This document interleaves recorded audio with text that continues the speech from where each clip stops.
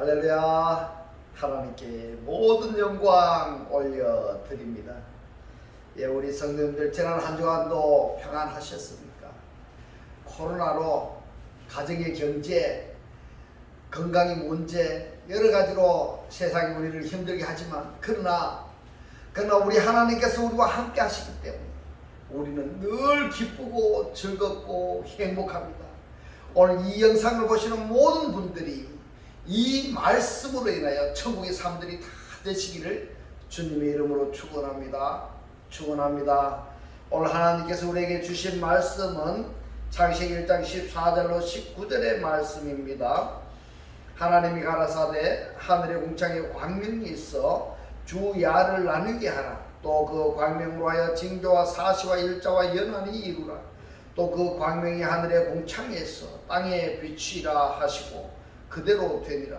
하나님이 두 큰 광명을 만드사 큰 광명으로 낮을 주관하게 하시고 작은 광명으로 밤을 주관하게 하시며 또 별들을 만드시고 하나님이 그것들을 하늘의 궁창에 두어 땅에 비치게 하시며 주야를 주관하게 하시며 빛과 어둠을 나누게 하시니라.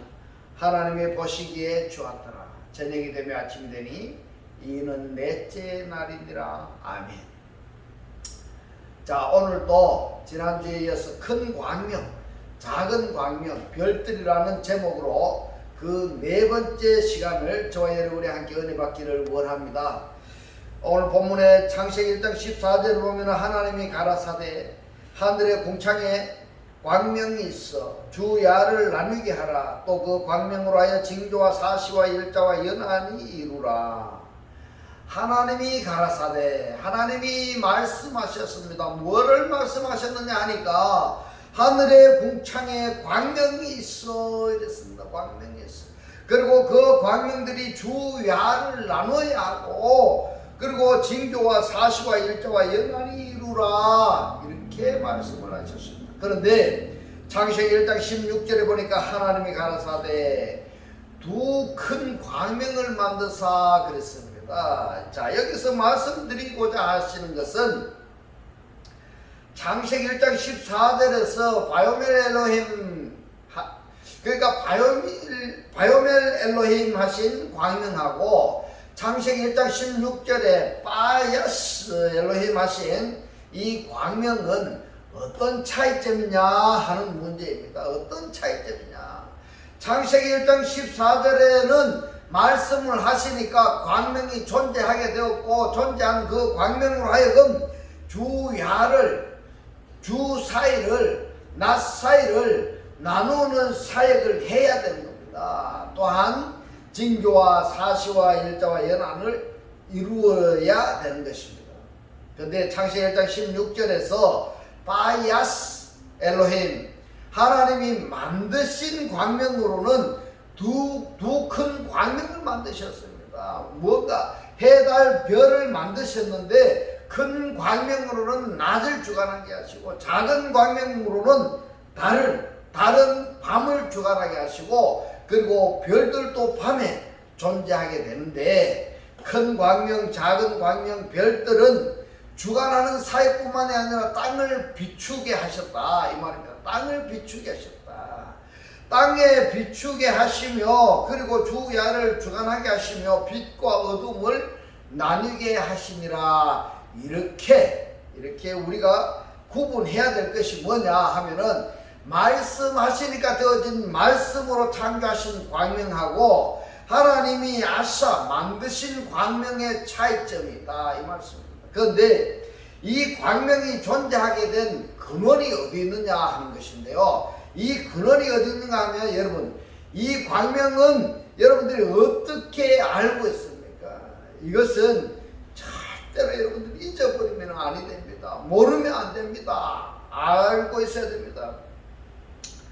광명이라고 번역이 된 단어가 어근이 뭐냐 하면 마오르입니다. 마오르. 이 마오르인데 이 마오르의 마가 물질 명사를 의미할 때에 사용되는 맴입니다. 맴.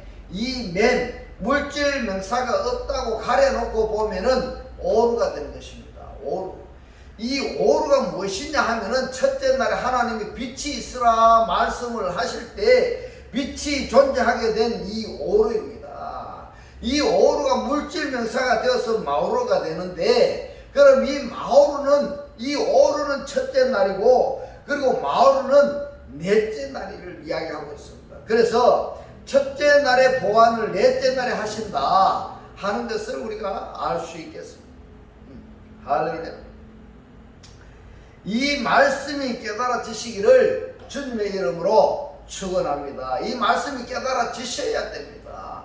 자, 그러면 오늘은요, 창세기 1장 14절에서 밤이 다시 없겠고 하는 이 부분에 대해서 오늘 한번 살펴보도록 하겠습니다. 여러분, 이 밤이란 뭘까요? 밤.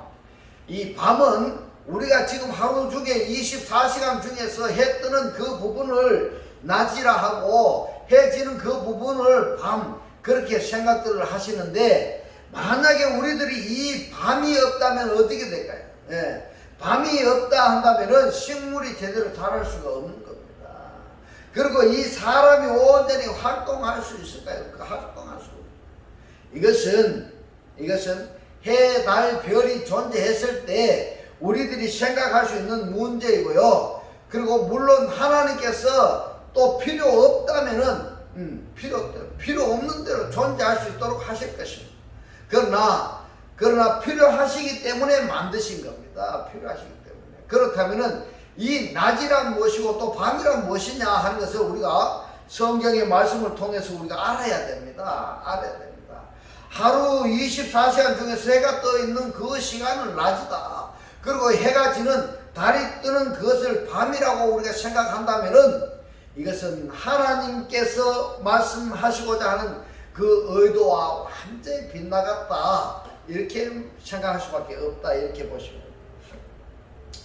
이 낮은 무엇이냐? 낮은 빛에 의해서 존재하는 존재들입니다. 빛에 의해서 존재하는 존재. 그리고 밤은, 광명은 어떤가 하면요, 해, 달, 별에 의해서 존재하는 존재들입니다.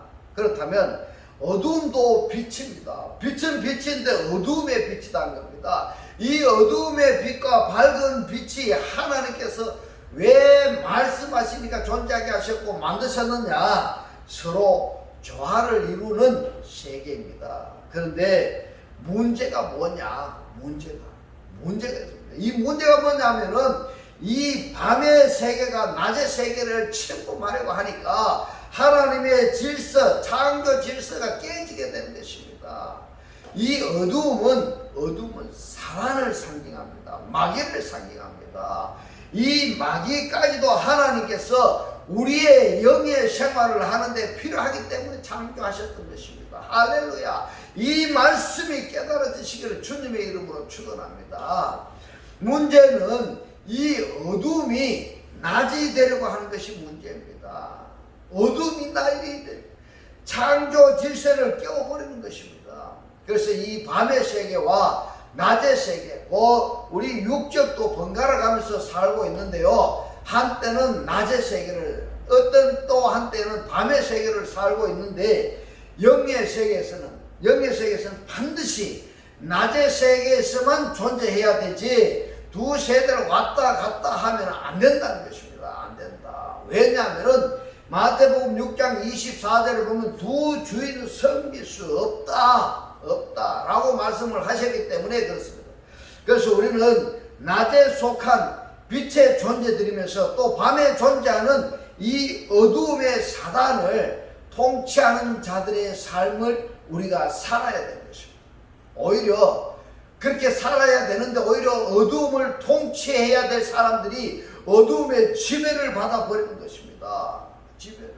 그렇다면 그들에게는 구원은 상상할 수 없는 것이다. 이렇게 말씀을 드릴 수가 있습니다. 때문에 어두움의 지배에 있는 하나님의 백성들을 빛의 자녀로 돌아서게 하는 것이 하나님의 창조 과정이다. 이렇게 말씀을 드릴 수 있겠습니다. 여러분, 이 말씀이 깨달아지시기를 주님의 이름으로 축원합니다. 자, 우리가 육신은 낮 시간과 밤 시간을 번갈아 가면서 살고 있는데 영의 세계에서는 두 사이를 왔다 갔다 해서는 안 된다 하는 것을 꼭 우리가 명심해야 되는 것입니다. 할렐루야. 자, 여러분, 사람들이 말입니다. 일은 낮에 하는데 역사는 밤에 이루어진다, 이렇게 말들을 합니다. 그래서 밤과 낮은 세계가 다르고 역사가 다르고 일이 다르고 소속이 다르다는 겁니다.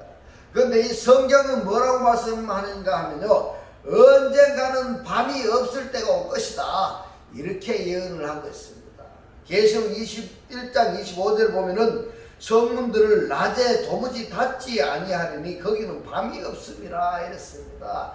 낮이라고 번역이 된 헤메라와 밤이라고 번역된 닉스가 있는데, 그러면은 성에서는 밤이 없다고 말씀을 하셨습니다. 낮만 있습니다. 그러면은 이 성문을 통해서 성에 들어가는데 곧 하나님의 성전을 이야기하는 것입니다. 하나님의 성전. 우리들이 그리스도를 영접해서 하나님의 성전이 되어졌다고 한다면은 그 사람에게 밤이 있을까, 밤이 없을까? 그 사람에게는 밤이 없습니다. 낮뿐입니다. 헤메라입니다. 헤메라는 해가 통치하는 그때입니다. 그때. 그래서 그렇다면 여기서 창세기 계시록 21장 25절의 말씀을 우리가 보았는데 내가 성이 되어졌는가 한번 확인해 봐야 됩니다. 그렇다면은 말씀대로 나에게 밤이 없는가, 이것을 한번 자정해 볼 필요가 있다고 생각되지 않습니까? 여러분, 이번에는 계시록 22장 5절에 보겠습니다. 다시 밤이 없겠고입니다. 밤이 없겠고, 닉스입니다. 우크, 에스타이, 존재하지 않는다 이 말입니다. 뭐가? 닉스가 밤이 존재하지 않는다 이 말입니다. 등불과 햇빛이 쓸데없으니 왜 그러느냐 하면은 이는 주 하나님이 저희에게 비추심이라 그랬습니다. 그러면은 이 등불과 햇빛은 하나님의 대리사역을 하는 자들인데요, 하나님이 온전히 통치하시게 되면 이 햇빛과 등불은 쓸데가 없다라는 얘기입니다. 쓸데없다. 자, 등불과 햇빛이 쓸데가 없게 되면 어떻게 되는가 하면요, 두 주인이 존재하지 않게 되고, 두 주인이 존재하지 않기 때문에 두 주인을 섬길 필요조차 없는 것입니다. 그러면은 그 주는 누구일까요? 바로 여기서 말씀하시는 주 하나님이십니다. 주 하나님이 누구인가? 주 하나님이 누구신가 하면은 바로 그리스도스입니다. 크리스토스가 나의 머리이고, 그리고 내가 그 머리의 지체가 온전한 관계로 이루어져야 되는데 그 관계가 이루어지지 않았기 때문에 희미하나마 등불이 그리고 햇빛으로 말미암아 우리들이 존재하게 하셨던 것입니다. 할렐루야. 내 자신이 오로지 주님만으로서 내가 만족한 사람이다 라고 생각을 한다면은 이 햇빛도 그리고 등불도 물리치게 되는 것입니다. 할렐루야. 주가 포스가 창세기 1장 첫째 달에 말씀하신 이 포스가 빛입니다. 이 빛이 나의 주가 되기 때문이다, 이렇게 말씀드릴 수 있습니다. 마태복음 6장 24절에 보면은 한 사람이 두 주인을 섬기지 못할 것이니 이런데, 만약에 성경에서 이렇게 말씀하셨는데 두 주인을 섬긴다면은 곧 때로는 빛을 때로는 어두움을 주인으로 섬긴다고 한다면은 더 적극적으로 표현을 해서 마태복음 6장 24절에서 말씀하신 것처럼 때로는 하나님을 섬기고 때로는 맘몬나스를 신을 섬긴다고 하면 그럴 수가 있겠냐 이 말입니다. 만약에 그렇다면은 이 사람은 하나님보다 더 능력자가 되는 것입니다. 그래서 하나님 자리에 스스로 앉게 되는 것입니다. 그래서 이 사람을 성경에서 뭐라고 말씀하시는가 보면요, 사람이 두 주인을 섬기지 못할 것이니 혹 이를 미워하며 저를 사랑하거나 혹 이를 중히 여기며 저를 경히 여김이라. 너희가 하나님과 재물을 겸히 섬기지 못함이니라. 하나님은 떼어쓰고, 원문에 떼어쓰고, 재물은 맘모나스입니다. 그래서 떼어스와 맘모나스를 겸하여 섬긴다면 하나님의 말씀이 파괴되는 것이다, 이렇게 말씀을 드리고 있습니다.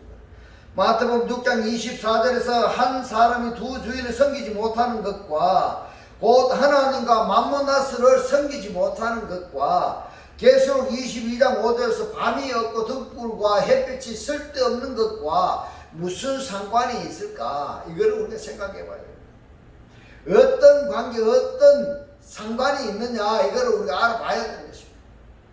자, 여러분, 창세기 1장 14절, 15절, 16절을 우리가 살펴보면은 1장 14절에서 빛과 어둠이 나누어지는 겁니다.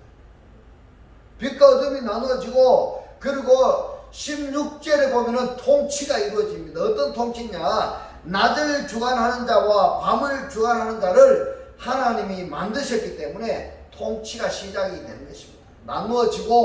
나누어진 상태에서 통치하는 것이 창세기 1장 14절, 15절, 16절, 17절까지입니다. 창세기 1장 14절에서 이렇게 말씀합니다. 하나님이 가라사대 하늘의 궁창이 광명에서 주야를 나누게 하라. 또 그 광명으로 하여 징조와 사시와 일자와 연한이 이루라. 자, 여러분, 어떻게 나누어졌습니까? 이때부터 밤과 낮이 나누어지기 시작한 것입니다. 밤과 낮이 이루어진 이 상태에서 징조와 사시와 일자와 연한이 이루어지기 시작한다, 이 말씀입니다. 그리고 창세기 1장 15절에서 바로 통치가 이루어지는데요. 15절에 보면은 또 그 광명이 하늘의 궁창에서 하늘의 궁창에 뭐가 있어요? 광명들이 존재했습니다. 광명들이. 그리고 그 광명들이 존재할 뿐만 아니라 존재한 상태에서 빛나야 되는 것입니다. 빛나야 됩니다. 이 원문을 살펴보면은 이 빛나야 되는 이 원문이 뭐가 되는가 하면요, 사역동사입니다. 빛이 나야 됩니다. 빛이 빛나고 어디에서 빛나야 되느냐 하면은 땅에 비추라 하십니다. 땅에 비추라. 땅에 비추라 하시니까 그대로 되니라. 자, 말씀하시니까 말씀하신 그대로 되어졌습니다. 그런데 아직 완성되지는 않았어요. 완성되죠. 이처럼 창세기 1장 14절에서 밤과 낮을 나누시고 15절에서 큰 광명은 낮에만 비추고 작은 광명은 밤에만 비추는 것입니다. 땅에만 비추는 겁니다. 그래서 창세기 1장 16절에 보면은 하나님이 두 큰 광명을 만드사 큰 광명으로는 낮을 주관하게 하시고 작은 광명으로 밤을 주관하게 하시며 또 별들을 만드시고 빛과 어둠을 나누시는데 구별되어지는데, 예, 창세기 1장 16절에 보면은 통치와 지배와 억압과 다스림이 시작이 됐습니다. 그러면은 창세기 1장 16절부터서 통치가 시작되니까 통치하는 주체에 의해서 통치받는 대상이 무엇인가 하는 것을 우리가 알아야 되는 것입니다. 쉽게 표현하자면은 어두움이 통치하는 그 대상들이 또는 그 과정이 그리고 그 결과는 어떤가 하는 것을 성경에서 우리가 종합적으로 살펴봤을 때, 아, 이 어두움의 통치가 이래서 우리 인생을 망가뜨리고 있구나. 이 어둠의 통치가 우리의 영을 이렇게 망가뜨리고 있구나 하는 것을 알게 되고, 또 그 말씀을 깨달아졌다면은 자연스럽게 이 어둠의 통치자들에게 아부할 것이 아니라 배척해야 됩니다. 이 어둠의 통치자들을 배척해야 됩니다. 이러한 각오와 결단은 말씀을 듣는 과정에서 스스로 결단하게 되는 것입니다. 할렐루야. 그런데 지금 창세기 1장 16절부터서 통치가 시작이 된다라는 것을 알면서도 말입니다. 알면서도 구약 성경에서뿐만 아니라 신약 성경에서도 통치하는 주체, 그리고 그 주체에 의한 통치 대상, 그리고 그 통치 방법과 그리고 통치 결과, 이러한 것을 알지 못한다 하면은 하나님을 믿는 자가 아니다 이 말입니다. 교회는 다니고 있는데 하나님을 믿는 것이 아니다, 성도가 아니다 이 말입니다. 성도가 아니다. 그래서 창세기 1장 14절, 15절, 16절에서부터 우리가 신앙생활을 하는데 구체적으로 어떻게 해야 될 것인가 하는 것을 원론적으로 말씀하신 부분이다, 이렇게 말씀드릴 수가 있습니다. 자, 지금부터 통치하는 주체와 통치받는 대상에 대해서 우리가 한번 살펴보겠습니다. 창세기 3장 16절에 보겠습니다. 또 여자에게 이르시되 내가 너에게 잉태하는 고통을 크게 더하리니 너가 수고하고 자식을 낳을 것이며 너는 남편을 사모하고 남편은 너를 다스릴 것임이니라, 이렇게 말씀하고 있습니다. 여자를 다스리는 주체가 누구라고 말씀하시는가 하면은 바로 아담입니다. 아담. 자, 그런데 여기서 재밌는 것은요, 아담이 여자를 마샬하는데 다스리고 있는데 이 여자가 어떻게 했습니까? 이 여자가 어떻게 했습니까? 나를 여자를 다스리는 그 주체를 오히려 사모한다 그랬습니다. 사모한다 이것을 연장선상에서 우리가 한번 생각해 보면은 마귀가 나를 통치하는데 통치받는 것에도 서러워해야 되는데, 근데 어떻게 보면은 이 마귀를 오히려 더 사모한다 이런 결과가 되고 있습니다. 왜 마귀를 더 사랑하고 왜 마귀를 더 사모하게 될까? 이것은 참으로 심각한 문제인 것입니다. 하나님을 믿었는데 교회도 다녔는데 말씀이 깨달아지지가 않는 것입니다. 말씀이 깨달아지는 것도 없고 어떤 변화도 없고, 그런가 하면은 이 육신이 생활을 하는데 오히려 궁핍해지는 겁니다. 뭐가 제대로 자기 생각대로 안 되는 것입니다. 세상이 돌아가는 데 이것이 어려움이 많습니다. 그러니까 세상 주관자 곧 마귀에게 통치를 받을 뿐만이 아니라 오히려 마귀를 사랑하고 또 사모하고 이런 결과가 되는 것입니다. 여러분, 바로 이 마샬이라는 원어 단어가 뭔가 하면요, 우리가 통치자와 통치 대상과 통치 과정과 통치 결과를 검색해서 원어를 살펴보았더니 이러한 결과가 나오더라 이 말입니다. 그러면은 반대로 하나님이 나를 통치하면은 어떤 결과가 되는가? 그것은 바로 구원인 것입니다. 구원. 그런데 하나님이 통치하시는 그것이 간단하게 쉽게 뚜렷하게 우리 육신의 생활 속에서 우리가 보면은 하나님의 통치하는 것이 나타나는 것이 아니다 이 말입니다. 물론 전혀 나타나지 않는 것은 아닙니다만은 하나님은 영의 문제를 다스리시는 분이다 이렇게 보시면 됩니다. 영의 문제. 그리고 사단은 육의 문제를 다스리고 있습니다. 육의 문제. 그러니까 육의 문제를 사단이 해결해 주니까 사단한테 가는 겁니다. 죽을 때 죽을 값이라도 배 좀 불러보자 이겁니다. 귀신한테 간다 이 말입니다. 죽으려고. 이 깨달음이라는 것도 말입니다. 육적인 것, 어떤 감각적으로 깨닫는 것은 그것을 사람들이 좋아하지만 영적으로 깨닫는 것은 그리 좋아하지 않는다는 것입니다. 이것이 네페시 하야들의 근성입니다. 네페시 하야들의 근성. 그렇다면은 마태복음 3장 16절 말씀에서 아담이 하와를 통치하게 되고 이 하와는 오히려 아담을 사모하게 된다 이렇게 말씀을 하셨는데, 창세기 4장 7절에 보면은 이렇게 말씀합니다. 너가 선을 행하면 어찌 낯을 들지 못하겠느냐? 선을 행치 아니하면은 죄가 문에 엎드리느니라. 죄의 소원은 너에게 있으나 너는 죄를 다스릴지니라. 너가 누구냐? 가인입니다. 가인. 하나님이 가인에게 죄를 다스리라고 말씀을 하셨습니다. 그러면은 이 가인이 죄를 다스렸느냐 하면은 그렇지 않습니다. 오히려 죄의 지배를 받았다 이 말입니다. 죄의 지배를. 그 결과가 어떻게 되었습니까? 바로 살인을 하게 됩니다. 여러분, 죄를 다스리지 못하고 죄의 지배를 받는 사람들의 입에서 나오는 것이 사람을 죽이는 부정적인 말들이 튀어나오는 겁니다. 가시도 튄 말들이 튀어나오는 겁니다. 자, 그 죄의 지배를 받다 보니까 끔찍한 일들이 생겼습니다. 하나님이 가인에게 죄를 다스리라 이렇게 말씀을 하셨다면은 죄를 다스릴 수 있는 어떤 모든 것을 하나님이 준비하신 것입니다. 준비하신 것입니다.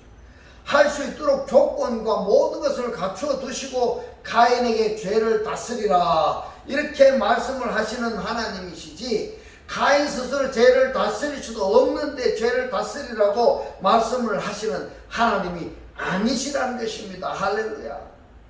만약에 그렇다면 우리가 하나님을 믿을 필요가 없는 것입니다. 왜냐하면 내가 다 해야 되니까.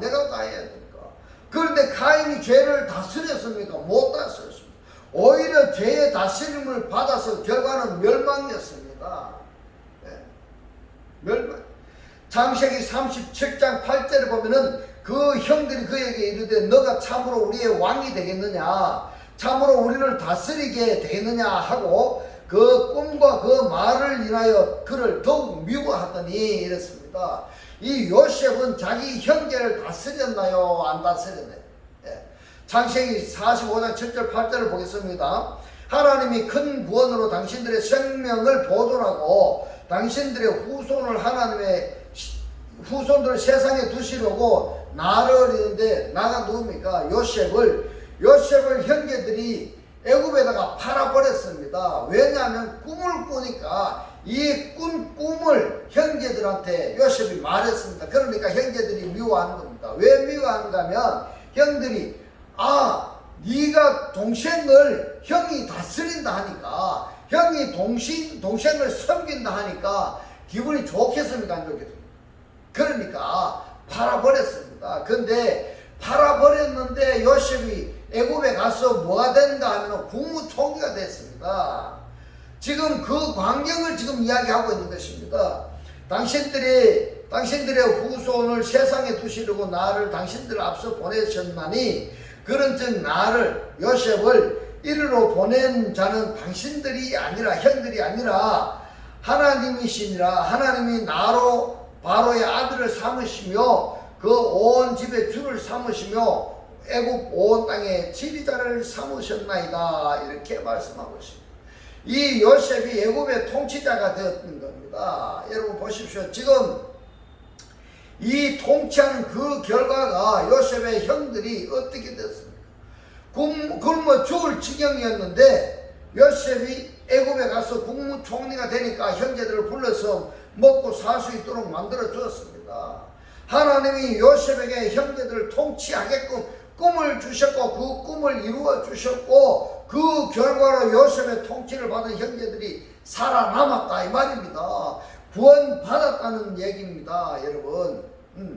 이 말씀들이 한 번에 이해가 안 되면은 구독을 누르시고 처음부터 다시 한번 보시기 바랍니다. 그래서 이 말씀이 깨달아지셔야 됩니다. 그렇게 해야지 여러분들이 살아남을 수가 있고 구원받을 수가 있는 것입니다. 미가서 5장 2절에 보니까 베들레헴 에브라다야, 너는 유다 족속 중에 작을지라도 이스라엘을 다스릴 자가 너에게서 내게로 나올 것이라. 그의 근본은 상고의 태초에 있니라, 이랬습니다. 자, 여기서 베들레헴에 통치자를 세웠었습니다. 바로 누굽니까? 예수로 말미암은 그리스도입니다. 할렐루야. 그렇다면 나는 지금 예수로 말미암아 그리스도 곧 진리의 영, 다른 보혜사로 내게 오셨느냐, 따라서 그분의 통치를 내가 지금 받고 있느냐 하는 것을 점검해야 되는 것입니다. 점검해야 됩니다. 아니면은 내가 어둠의 주관자 사단을 영접해서 이 사단이 나를 통치하고 지배하고 있느냐 한번 생각해 봐야 되는 것입니다. 할렐루야. 두 주인을 섬길 수가 없다, 이렇게 말씀을 하셨습니다. 자, 우리는 오직 나의 주는 하나여야 됩니다. 하나여야 되는 그 주는 바로 그리스도스입니다. 그리스도스. 사단이 아닙니다. 밤의 주관자가 아니라는 것입니다. 만약에 밤의 주관자라고 한다면 우리는 다시 한번 회개해야 되는 것입니다. 이제부터는 그리스도를 영접하고 그분의 통치를 받아서 기쁘고 즐겁고 행복한 천국의 사람들이 다 되시기를 주님의 이름으로 축원합니다. 기도드리겠습니다. 할렐루야. 하늘들 안에 계신 우리 아버지요, 오늘 주님 주신 말씀, 베들레헴에서 통치자들 예수로 말미암은 그리스도를 세우셨습니다. 그렇다면 지금 나는 예수로 말미암아 그리스도 그 진리의 영, 다른 보혜사로 내게 오셨느냐, 그분의 통치를 받고 있느냐 물으시고 깨닫게 하신 주님 고맙고 감사합니다. 주님께서 깨닫게 하신 이 말씀대로 그리스도와 한 몸이 되고 한 떡이 되고 한 영이 되게 하셨으니 말씀에 실체로 사라지게 하옵소서. 감사드리며 우리를 구원하신 주 예수 그리스도 이름으로 기도드리옵나이다. 아멘. 축도드리겠습니다. 지금은 우리 주 예수 그리스도의 은혜로 하나님의 극진한 사랑과 성령의 감동 감화 교통하시니 그리스도의 통치를 받으며 살기를 원하는 모든 성도들과 그 가정과 직장과 사업과 자녀들 머리 위에 지금부터 영원토록 함께 있을지어다. 아멘.